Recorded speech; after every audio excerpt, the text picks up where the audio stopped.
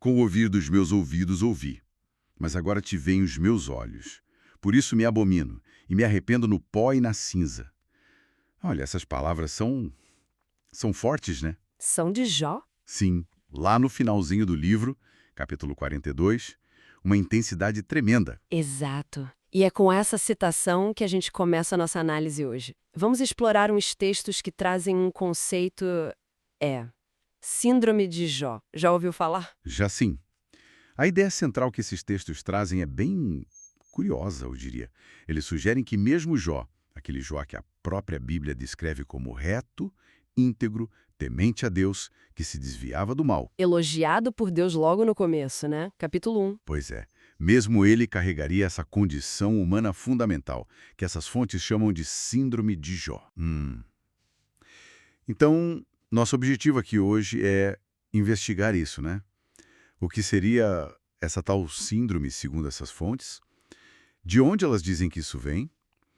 E quais as implicações, usando a história do próprio Jó como nosso fio condutor, certo? Vamos lá, então. A fonte define essa síndrome de Jó basicamente como um falar sobre aquilo que não se conhece de verdade. Algo ligado a uma condição crítica que pode gerar temor.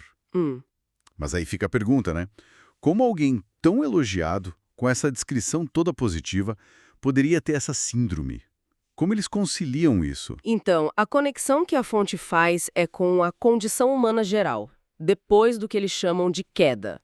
O argumento é que não seria um problema só de Jó, sabe?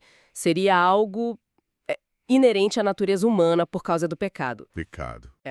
E pecado aqui, para eles, segundo a interpretação que fazem lá de João 16, é entendido como basicamente incredulidade, porque não creem em mim, né? A origem disso tudo. Bom, eles apontam lá para a escolha de Adão no Éden. Entendi. Então a fonte detalha essa queda. Adão teria acreditado na serpente em vez de Deus, buscando um conhecimento que o igualaria a Deus, é isso? Exatamente. E a consequência, que eles baseiam lá em Gênesis, no dia em que dela comeres, certamente morrerás. Eles descrevem como um morrer morrendo. Morrer morrendo, o que seria isso? Uma morte espiritual na hora, entende? Uma separação da natureza de Deus e depois, eventualmente, a morte física. E o ponto-chave é que essa morte espiritual afetaria todo mundo, não só Adão. Ah, entendi. Uma morte espiritual herdada, então. A gente nasce vivo biologicamente, mas espiritualmente desconectado, por causa daquele pecado original. Essa é a ideia. Ação de Deus que já viria conosco por causa do ato de Adão, que é visto ali como, tipo, o representante da humanidade. Mas aí surge a questão, né? Como sair disso? Exato. Como essa fonte propõe resolver essa separação, se não é por esforço nosso? Bom, a solução que o material descreve não vem mesmo de esforço humano, de atos ou méritos. A saída que eles apontam é totalmente divina. Ser incluído na morte e ressurreição de Cristo. Algo que, segundo eles, a gente recebe pela fé. E aí eles conectam isso com aquele momento do Jó, lá no capítulo 42, quando ele finalmente diz que viu a Deus. E isso leva a ele aquele arrependimento profundo, né?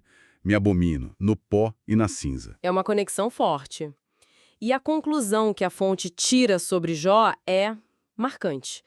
Dizem que as provações dele não foram para punir, mas para revelar. Revelar o quê? Revelar essa condição espiritual que estava ali latente, apesar de toda a retidão moral dele. Entende? O arrependimento de Jó, nessa leitura, não seria tanto pelas ações dele, mas por perceber que antes ele não conhecia Deus de verdade, profundamente. Faz sentido dentro dessa lógica. Pois é.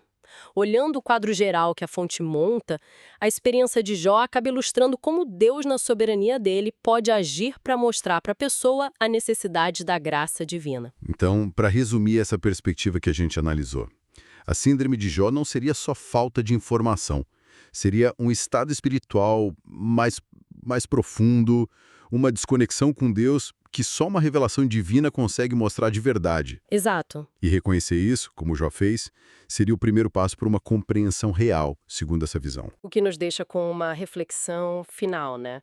Uma provocação baseada nesses temas da fonte. Eles até terminam o argumento com sola gratia, né? Somente pela graça. Sim, enfatizando que a conexão é um dom. Exato. Então, pensando na jornada do Jó, daquela retidão toda reconhecida até o momento em que ele se abomina e se arrepende depois de ver Deus. Fica a pergunta que a própria experiência dele, conforme interpretada aqui, levanta. Qual a diferença fundamental que essa fonte aponta na vivência de Jó entre só ouvir falar de Deus e realmente ver ou conhecer Deus?